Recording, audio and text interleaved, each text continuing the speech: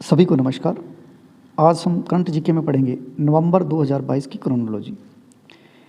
इसमें जो राजस्थान का जो प्रादेशिक परिदृश्य है उसी से संबंधित हम चर्चा करेंगे, जिसमें राजस्थान का पहला प्रश्न बनता है, जैसे पूगल में स्थापित होगा सोलर पार्क। पूगल जो बीकानेर के अंदर है, उसी में पूगल जो बीकानेर में है वहाँ सोलर पार्क अभी विकसित होगा। वो उसमें दो कंपनियां देखिए, राजस्थान विद्युत उत्पादन निगम और कोल इंडिया लिमिटेड के संयुक्त तत्वाधान में कुल 2000 मेगावाट बिजली उत्पादन क्षमता वाला सोलर पार्क बीकानेर जिले के पूगल तहसील में स्थापित होगा।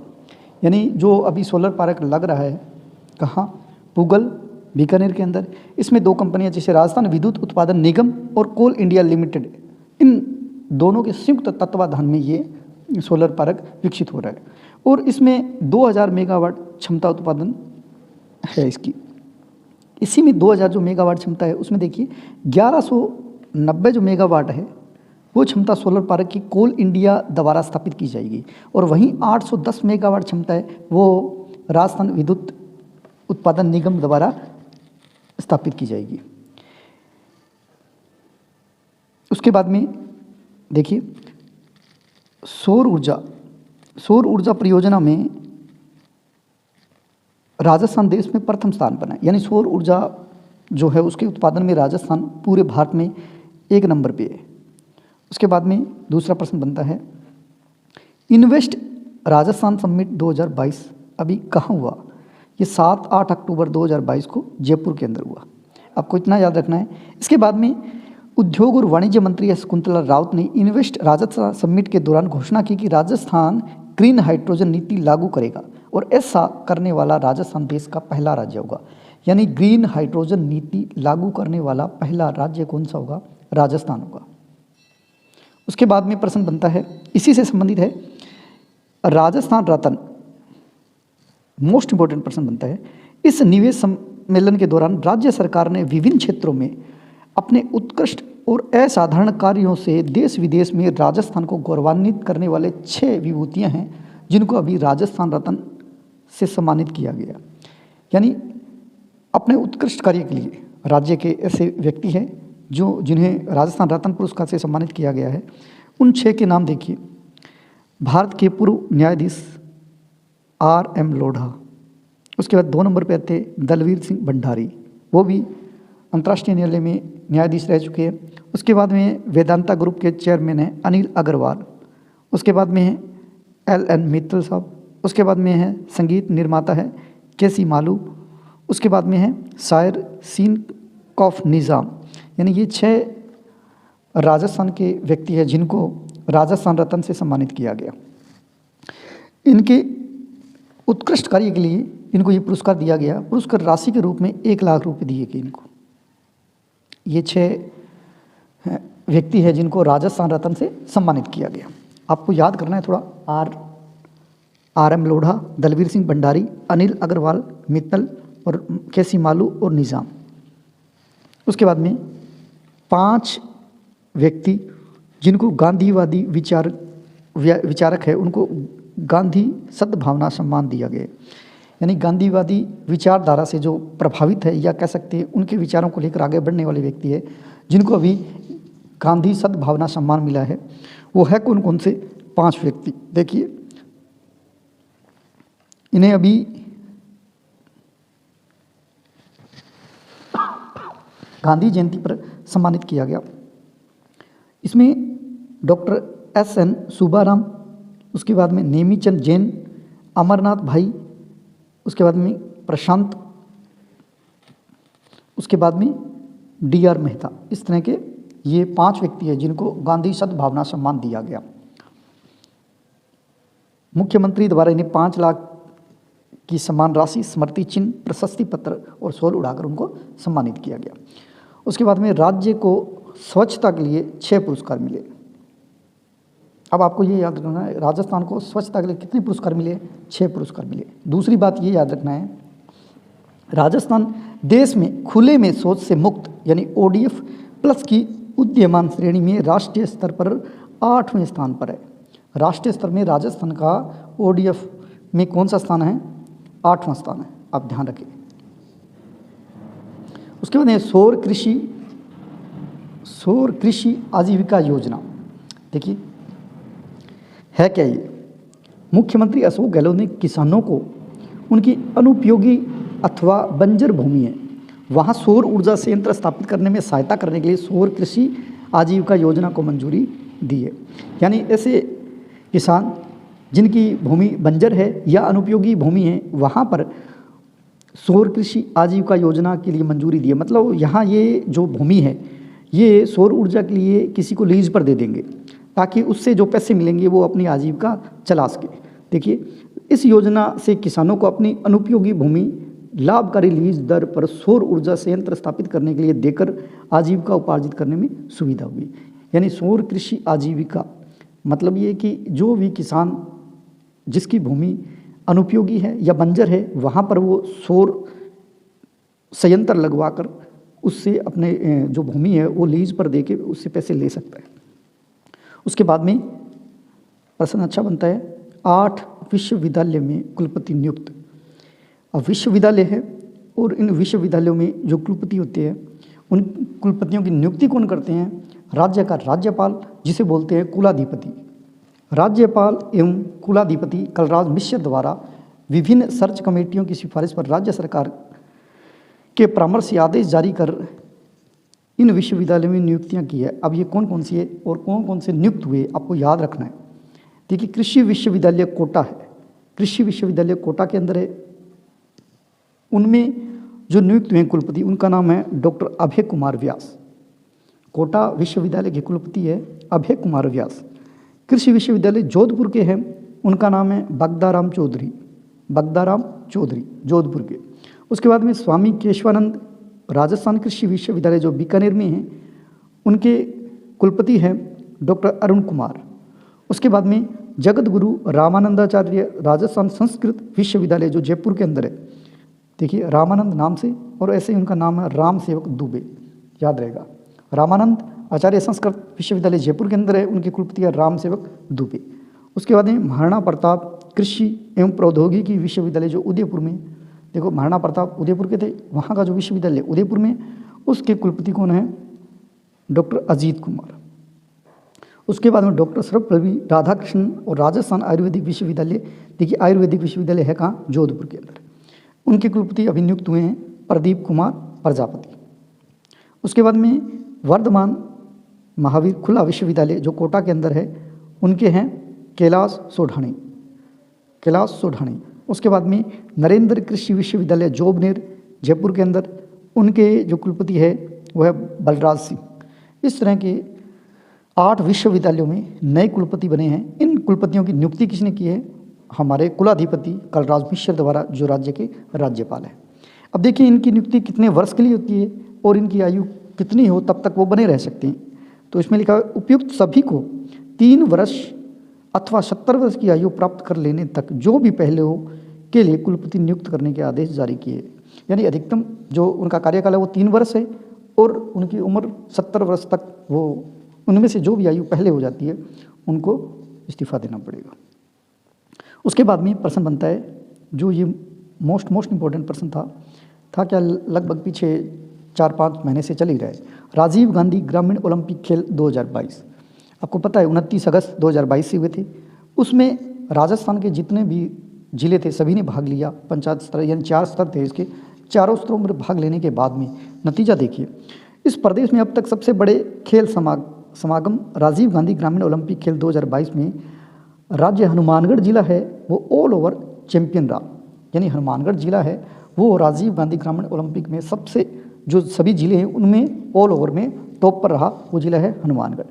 उसके बाद में इसी में देखिए जो हनुमानगढ़ जिला है इनने कुल 5 तो स्वर्ण जीते हैं, 1 रजत और 1 कांस्य पदक जीते हैं। थोड़ी सी और चर्चा कर लेते हैं। राजीव गांधी ग्रामीण ओलंपिक हुए थे जो 29 अगस्त 2022 से, वो जोधपुर में गांव था वहाँ से शुरू किया गया और इसका समापन देखिए, समापन समारोह हुआ था सवाई मान सिंह स्टेडियम 20 अक्टूबर 2022 को जयपुर के अंदर। आपको पता है इसमें 6 खेल थे, 4 चरण में हुआ और उम्र थी 15 से 70 वर्ष। उसके बाद में इसी खेल का शुभंकर था शेरू और इनकी थीम सॉन्ग क्या थी? चालो चालो रे साथीड़ा सारा मिलके खिला रे। इसके बाद में यहाँ एक नया प्रश्न बनता है, अभी राजीव गांधी ग्रामीण ओलंपिक हुए थे, इसी के दौरान जो समापन हुआ, समापन समारोह के दौरान मुख्यमंत्री अशोक गहलोत ने राजीव गांधी शहरी ओलंपिक खेल का आयोजन किए जाने की घोषणा की कि कब से? 26 जनवरी 2023 से राजीव गांधी शहरी ओलंपिक खेल का आयोजन किया जाएगा। तो नया प्रश्न बनता है कि राजीव गांधी शहरी ओलंपिक खेल का आयोजन कब से होगा? 26 जनवरी 2023 से होगा। उसके बाद में जैसलमेर में विश्व का सबसे बड़ा विंड सोलर प्लांट शुरू होगा, यानी विंड सोलर प्लांट कहाँ शुरू होगा? जैसलमेर में, जो विश्व का सबसे बड़ा विंड सोलर प्लांट होगा। ये देखिए इसमें कौन सी कंपनी है जो भाग ले रही है? अदानी ग्रीन एनर्जी लिमिटेड द्वारा राजस्थान के जैसलमेर जिले में 600 मेगावाट की क्षमता वाले विंड सोलर प्लांट को चालू किया गया है। ये कंपनी द्वारा 29 सितंबर 2022 को प्रदत्त जानकारी के अनुसार विश्व का सबसे बड़ा ये सोलर प्लांट होगा। समझौता देखिए, इस प्लांट को बिजली को बेचने का solar energy corporation of India, इसके साथ में समझौता हुआ है, MOU है, जिसके तहत 25 वर्ष के लिए 2.69 प्रति किलोवाट पर बिजली खरीद समझौता है। आपको याद रखना है कि विश्व का सबसे बड़ा विंड सोलर प्लांट कहाँ से शुरू किया गया? वो है जैसलमेर में। कौन सी कंपनी द्वारा? Adani green energy limited. ये आपको कंपनियां भी याद रखनी है। आजकल जो प्रश्न आने हैं वो आपसे ये पूछा जाता है कि वो जहाँ प्लांट लगा है उसमें किस कंपनी का कितना हिस्सा है, या कौन सी कंपनी है जिसके द्वारा ये संचालित है।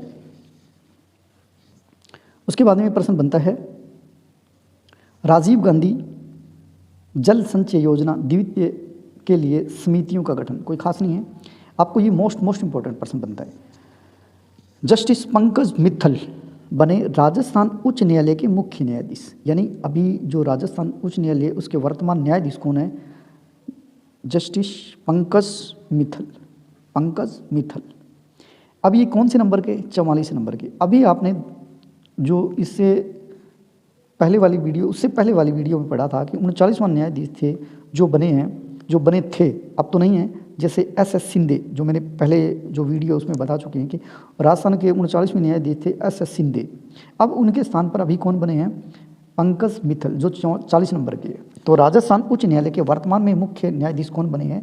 पंकज मित्तल। कौन से नंबर के? 40 नंबर के। कब बने? 14 अक्टूबर 2022 को। और इसमें हमने ये भी बात की थी कि राजस्थान जो उच्च न्यायालय उसकी स्थापना कब हुई थी? 29 अगस्त 1949 को। कहाँ पर? जयपुर में हुई थी उसकी स्थापना। उसके बाद में 1956 में मुख्य पीठ जोधपुर स्थानांतरित कर दी। अब वर्तमान में कहाँ है? जोधपुर के अंदर है। पहले जब स्थापना हुई थी उच्च न्यायालय की, उस समय 29 अगस्त 1949 को जब जयपुर में इसकी स्थापना की गई थी। वर्तमान में उच्च न्यायालय में न्यायाधीशों की पद संख्या अनुमोदित कितनी है? कितनी हो सकती है? 50 हो सकती है। वर्तमान में कुल कितने न्यायाधीश हैं? 27 है, इसी सहित पंकज मित्तल सहित।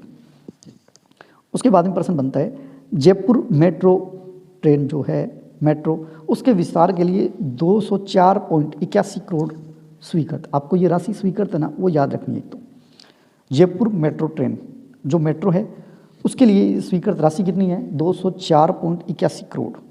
और ये देखिए, पहले ये मानसरोवर से बड़ी चौपड़ तक ये मेट्रो चलती है, तो इसका थोड़ा विस्तार किया गया है। कहाँ से? मानसरोवर से अजमेर रोड चौराहा तक आगे और विस्तार किए गए, जिसके तहत इन्हें कितने रुपए स्वीकृत मिले हैं? 204.81 करोड़ रुपए। जयपुर मेट्रो के विस्तार के लिए 204.81 करोड़ रुपए। उसके बाद में देखिए, 20 सूत्री कार्यक्रम हेतु राज्य स्तरीय समिति के गठन को मंजूरी। आपको इसमें कोई ज़्यादा याद नहीं रखना, आपको याद रखना 20 सूत्री कार्यक्रम होता है, उसके अध्यक्ष कौन होते हैं? मुख्यमंत्री अशोक गहलोत। और उसके उपाध्यक्ष वर्तमान में कौन है? डॉक्टर चंद्रभान। बस इतना याद रखना है। राज्य में स्थापित होगा block chain centre of excellence. ये है क्या? Block chain centre of excellence है क्या? ये देखिए, मुख्यमंत्री अशोक गहलोत ने प्रदेश में ई गवर्नेंस, आपको ये याद रखना, ई गवर्नेंस के क्षेत्र में पारदर्शिता और सुरक्षा को बढ़ावा देने के उद्देश्य से block chain centre of excellence की स्थापना की मंजूरी अक्टूबर 2022 में दी गई। यानी block chain centre of excellence है जो ई गवर्नेंस के क्षेत्र में पारदर्शिता और सुरक्षा को बढ़ावा देने के उद्देश्य से की गई है। बस इतना याद रखना है। उसके बाद में प्रश्न बनता है, उमेश मिश्रा, ये कौन है? राजस्थान के नए पुलिस महानिदेशक जिनकी अभी नियुक्ति हुई, उनका नाम है उमेश मिश्रा। इनका कार्यकाल 2 वर्ष के लिए होगा। दोबारा देखिए, राजस्थान के नए पुलिस महानिदेशक नियुक्त हुए हैं। कौन हुए हैं? उमेश मिश्रा। बस इतना याद रखना है। उसके बाद में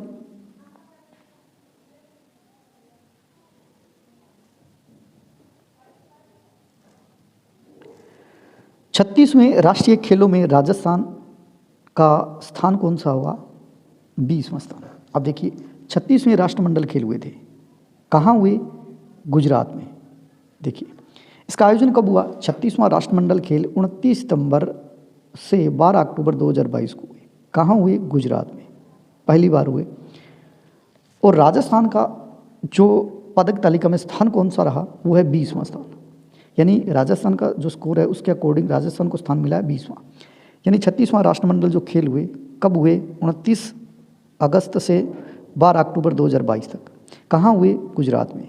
राजस्थान का स्थान कौन सा था? 20वां। और राजस्थान में इसमें कितने पदक जीते? 3 तो स्वर्ण जीते, 3 रजत जीते और 24 कांस्य पदक जीते, यानी टोटल 30 पदक जीते। अब देखिए, 36वां राष्ट्रमंडल खेल वो कहाँ हुए? गुजरात में। कब से? 29 सितंबर से 12 अक्टूबर तक। राजस्थान का इसमें कौन सा स्थान था? 20वां। राजस्थान ने कुल कितने पदक जीते?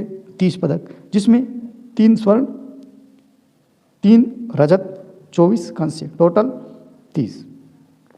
अब ये 30 तो आपको याद नहीं रहेंगे, लेकिन ये तीन तो आपको पूरे याद ही होने चाहिए, जो स्वर्ण पदक है। देखिए, स्वर्ण पदक जो 3 जीते, इनमें कविता सियाग साइकिलिंग में, महिला है कविता सियाग, साइकिलिंग में जीता है 30 किलोमीटर व्यक्तिगत टाइम ट्रायल में। उसके बाद में विवान कपूर, उन्होंने स्वर्ण पदक जीता है निशानेबाजी में, पुरुष वर्ग में और ट्रैप में।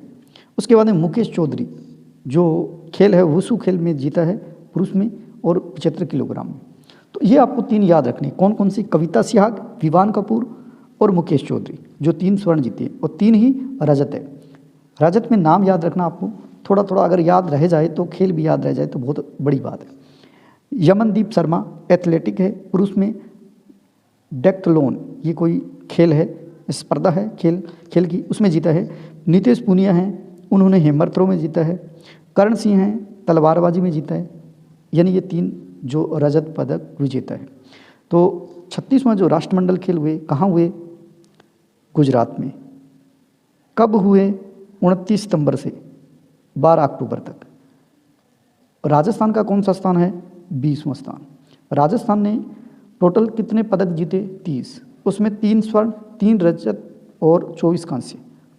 अब 3 जो स्वर्ण है याद रखना है, कविता सिहाग, विवान कपूर, मुकेश चौधरी।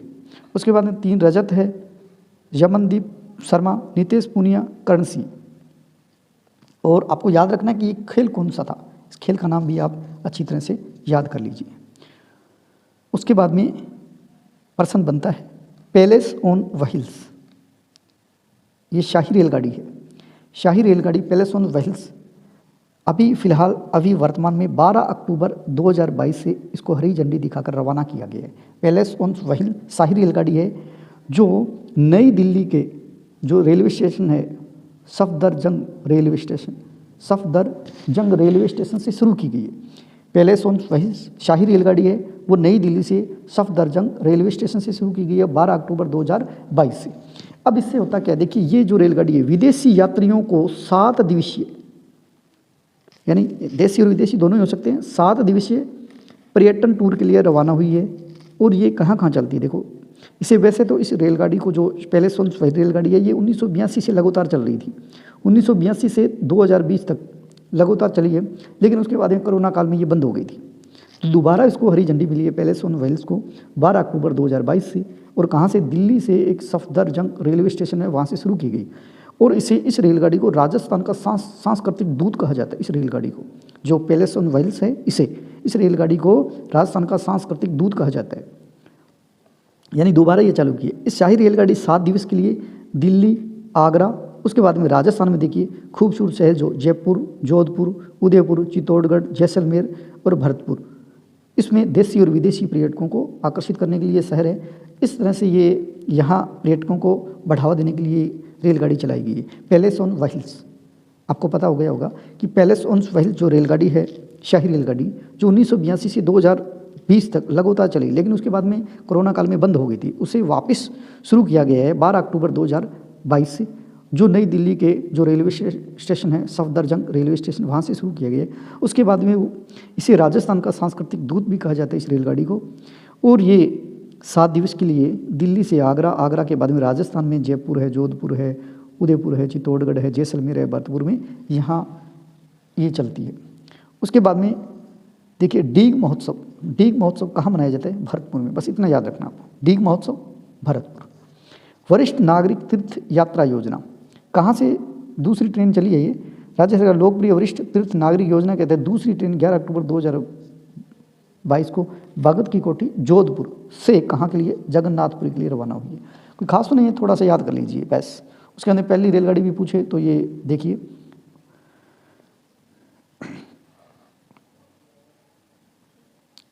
पहली ट्रेन रामेश्वर मदुरै के लिए 30 सितंबर 2022 को रवाना हुई थी।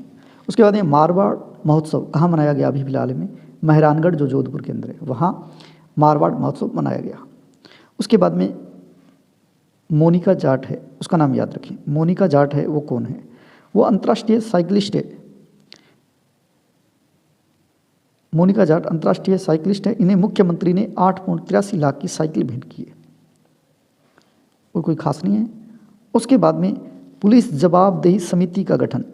अब इसके अध्यक्ष किसे बनाए गए? पुलिस जवाबदेही समिति का गठन किया गया है। इसके अध्यक्ष बनाए गए हैं HR कूड़ी इसके अध्यक्ष बनाए गए। बस इतना याद रखना था। उसके बाद इंडिया स्टोन मार्ट का आयोजन अभी हुआ, कहाँ हुआ? सीतापुरा जयपुर के अंदर। इंडिया स्टोन मार्ट का आयोजन हुआ सीतापुरा जयपुर में। उसके बाद में नागरिक प्रशिक्षण संस्थान, अभी नागरिक प्रशिक्षण संस्थान खोला गया, कहाँ? दौलतपुरा जमवारामगढ़ जयपुर के अंदर। ये है क्या? इस संस्था में आपदा की स्थिति में आम लोगों की मदद के लिए युवाओं के लिए प्रशिक्षण दिया जाता है। देखिए, इस संस्थान में आपदा कोई आ जाती है तो ऐसी स्थिति में आम लोगों की मदद करने के लिए युवाओं को प्रशिक्षण दिया जाता है। इसमें नागरिक प्रशिक्षण संस्थान कहाँ? दौलतपुरा जमवारामगढ़ जयपुर के अंदर उसको मंजूरी मिली है अभी। उसके बाद में बात करते हैं राजस्थान ग्रामीण परिवार आजीविका ऋण योजना। देखो, आजीविका ऋण योजना, इस योजना के तहत 1 लाख परिवारों को कृषि कार्यों के लिए, जो कृषि कार्य में नहीं, इसके अलावा जैसे हस्तशिल्प कार्य है, उद्योग है, कताई है, रंगाई है, छपाई है, ऐसे कार्यों में जो परिवार अपने आजीविका चलाते हैं उनके लिए है आजीविका ऋण योजना। ये देगा कौन? राजस्थान ग्रामीण परिवार। जिसको इसकी ज़रूरत है वो किससे प्राप्त कर सकते हैं? ये जो कुछ बैंक है, जैसे वाणिज्यिक बैंक, क्षेत्रीय ग्रामीण बैंक और सहकारी बैंक, इनसे ये ऋण ले सकते हैं इस योजना के तहत। आजीविका ऋण योजना, राजस्थान ग्रामीण परिवार आजीविका ऋण योजना। उसके बाद में मोस्ट इंपॉर्टेंट प्रश्न बनता है जो आने वाले टाइम में आपको हर कंपटीशन में मिलेगा। विश्वास स्वरूपम है क्या? Most important. नाथ द्वारा राजसमंद में स्थापित की गई भगवान शिव की विश्व की सबसे बड़ी प्रतिमा। भगवान विश्व की सबसे बड़ी प्रतिमा अभी स्थापित हुई है कहाँ? नाथ द्वारा राजसमंद में। ठीक, भगवान शिव की विश्व की सबसे बड़ी प्रतिमा है। वो 369 फीट ऊंची है और इसी का नाम है विश्वास स्वरूप। और इसका लोकार्पण राम कथावाचक मुरारी बापू और मुख्यमंत्री अशोक गहलोत द्वारा 29 अक्टूबर 2022 को किया गया। सबसे बड़ी बात है कि विश्वास स्वरूपम के निर्माण में मुख्य भूमिका थी मदन पालीवाल की। मदन पालीवाल। तो देखिए, विश्वास स्वरूपम नाथ द्वारा राजसमंद में क्या है? भगवान शिव की सबसे बड़ी प्रतिमा। इस प्रतिमा की ऊंचाई कितनी है? 369 फीट। इसे स्थापित किया गया 29 अक्टूबर 2022 को। इसमें निर्माण में, इस मूर्ति के निर्माण में अहम भूमिका किसकी थी? मदन पालीवाल की। तो ये 3-4 क्वेश्चन बनते हैं विश्वास स्वरूपम के बारे में। विश्वास स्वरूपम है क्या? भगवान शिव की सबसे ऊंची प्रतिमा है, जो विश्व की सबसे ऊंची प्रतिमा मानी जाएगी। उसके बाद में पन्नालाल मेघवाल। अब उन्होंने क्या किया, उनको एक पुरस्कार मिला है भूपेन हजारिका समर्पण समाज गौरव सम्मान 2022। भूपेन हजारिका समर्पण समाज गौरव सम्मान 2022 क्यों दिया गया इनको? इनको कला और संस्कृति के क्षेत्र में उत्कृष्ट लेखन कार्य के लिए दिया गया। पन्नालाल मेघवाल, जिनको भूपेन हजारिका समर्पण समाज गौरव सम्मान 2022 दिया गया। क्यों दिया गया? क्योंकि उन्हें कला और संस्कृति के क्षेत्र में उत्कृष्ट लेखन कार्य किए। उसके बाद में अंगदान पर एक फिल्म बनी है जिसका नाम है ए जिंदगी, उसे कर मुक्त कर दिया गया है, यानी कर मुक्त यानी कर में छूट दी गई है। ऐसे जो फिल्में जो नैतिक कोई विचार दे, जिससे समाज को अच्छी दिशा प्रदान हो, तो ऐसी फिल्में होती है जिनको कर मुक्त किया जाता है। इनमें इस फिल्म का नाम है ए जिंदगी। अभी देखिए, राज्य सरकार ने पूर्व में सामाजिक मुद्दों पर बनी फिल्म पैडमैन, सुपर 30, सांड की आंख, छपाक और टट ऐसी फिल्में जो समाज को कुछ दिशा प्रदान करे, तो उनको क्या है, कर मुक्त कर दिया जाता है। तो उनमें अभी फिलहाल है जो फिल्म बनी है ए जिंदगी। उसके बाद में राजीव गांधी किसान बीज उपहार योजना, इसके तहत किसानों को बीज उपलब्ध करा रही हैं राज्य सरकार। उसके बाद में सिटी पार्क का लोकार्पण। सिटी पार्क का लोकार्पण अभी कहाँ किया गया? मानसरोवर जयपुर के अंदर। इसी क्रोनोलॉजी में इतना ही था, लेकिन एक बार इसी क्रोनोलॉजी को दोबारा रिपीट कर लीजिए ताकि आपको नवंबर 2022 जो क्रोनोलॉजी है पूरी अच्छी तरह से याद हो जाए। देखिए, इसमें पहला जो प्रश्न बनता है, सोलर पार्क जो अभी लगा है पूगल में स्थापित होगा सोलर पार्क। वो किसकी सहयोग से? राजस्थान विद्युत उत्पादन निगम और कोल इंडिया लिमिटेड के संयुक्त तत्वाधान में। कितने मेगावाट का है? 2000 मेगावाट का।